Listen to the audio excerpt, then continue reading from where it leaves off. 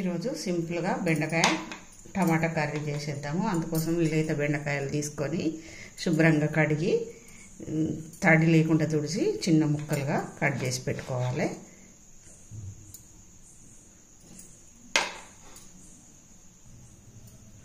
బెండకాయ టమాటా కూర కోసము ఇంకా ఒక రెండు చిన్న టమాటాలు కట్ చేసి పెట్టిన, ఉల్లిపాయ, పచ్చిమిర్చి, ఆయిల్, సాల్ట్, పోపు దినుసులు, అలాగే కొంచెం ధనియాలు, వెల్లుల్లి పొట్టు తీసి పెట్టుకున్న, కొంచెం కారం, కొంచెం కొత్తిమీరాకు, శుభ్రంగా కడిగి పెట్టిన కొత్తిమీరాకు.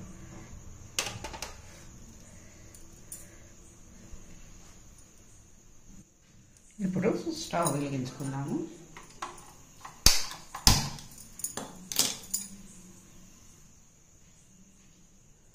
ఇప్పుడు స్టవ్ పైన ఒకపాటి మందపాటి మూకుడు పెట్టుకుందాము. ఇప్పుడు ఆయిల్ వేసేసుకుందాం. ఆయిల్ వేడెక్కిన తర్వాత పోపు దినుసులు వేసుకుందాము. ఆవాలు, జీలకర్ర. ఆవాలు, జీలకర్ర చిటపట అన్న తర్వాత పచ్చిమిర్చిను, ఉల్లిగడ్డ ముక్కలు వేసుకుందాం.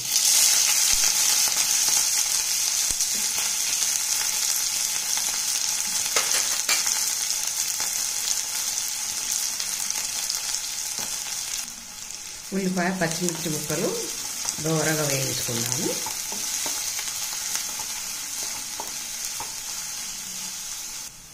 ఇప్పుడు ఉల్లిపాయ ముక్కలు, పచ్చిమిర్చి ముక్కలు ఎర్రగా వేగిన తర్వాత కొంచెం పసుపు వేసుకోవాలి. అంతా కలిసేటట్టు కలుపుకోవాలి.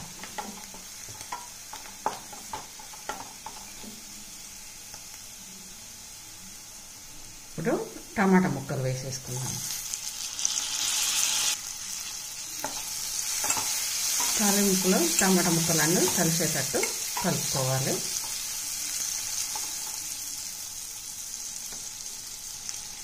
టమాటాలను మూత పెట్టి ఒక 5 నిమిషాలు మగ్గించుకుందాము. టమాటా మగ్గేలోపు మనము మసాలా దంచుకుందాము. కొన్ని ధనియాలు, ఒక 5-6 వెల్లుల్లి రెబ్బలు, వీటిని ఇప్పుడు దంచుకుందాము.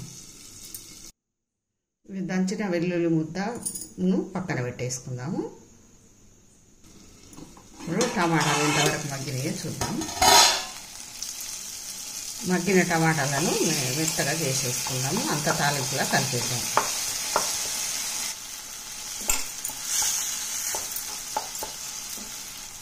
ఇప్పుడు బెండకాయ ముక్కలు వేసేసుకుందాము.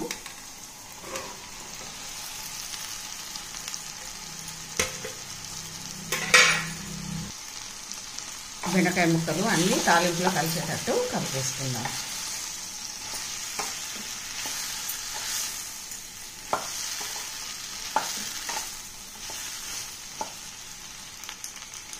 బెండకాయ ముక్కలు అన్నీ ఈ విధంగా కలిసేటట్టు కలుపుకున్న తర్వాత మూత పెట్టేసి ఒక 2 నిమిషాలు మగ్గిద్దాం. ఇప్పుడు మూత తీసి చూద్దాం.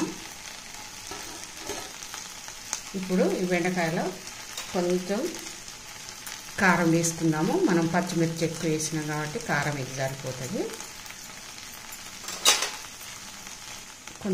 ఇంకా కొంచెం సాల్ట్ కూడా వేసుకుందాము.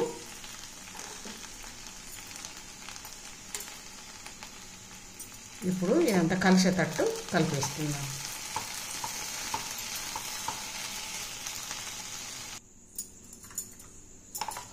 ఈ విధంగా అంతా కలిసేటట్టు కలుపుకోవాలి.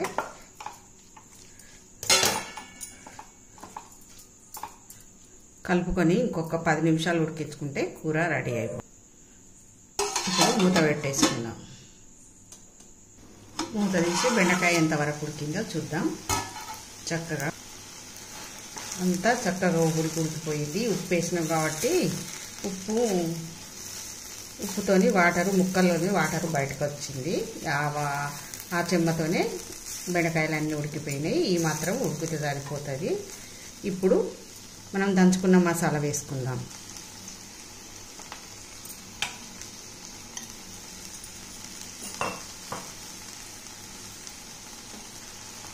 ఇప్పుడు శుభ్రంగా అంతా కలిసేటట్టు కలుపుకుందాం.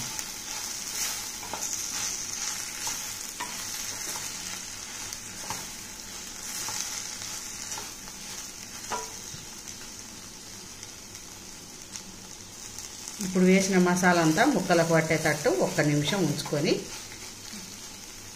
కొత్తిమీర ఆకు చల్లి దించి వేసుకుందాం.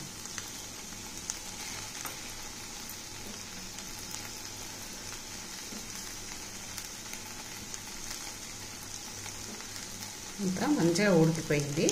ఈ కొత్తిమీర ఆకు వేసేసుకుందాం.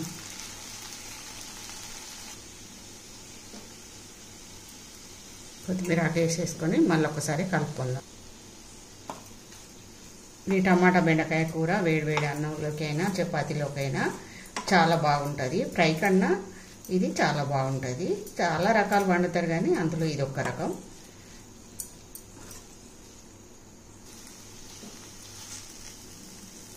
టేస్టీగా బెండకాయ కూర రెడీ అయింది. ఇప్పుడు పక్కన దించేసుకుందాం. బెండకాయ కూరను ప్లేట్లోకి తీసుకుందాం.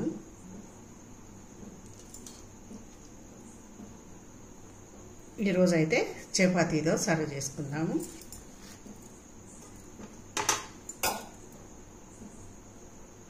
ఈ విధంగా బెండకాయ టమాటా కర్రీని డిన్నర్లో అయినా తీసుకోవచ్చు, లంచ్లో అయినా తీసుకోవచ్చు. బెండకాయ తయారీ విధానం మీకు నచ్చినట్లయితే ఒక లైక్ ఇవ్వడం మర్చిపోకండి. తప్పకుండా ఒక లైక్ ఇవ్వండి.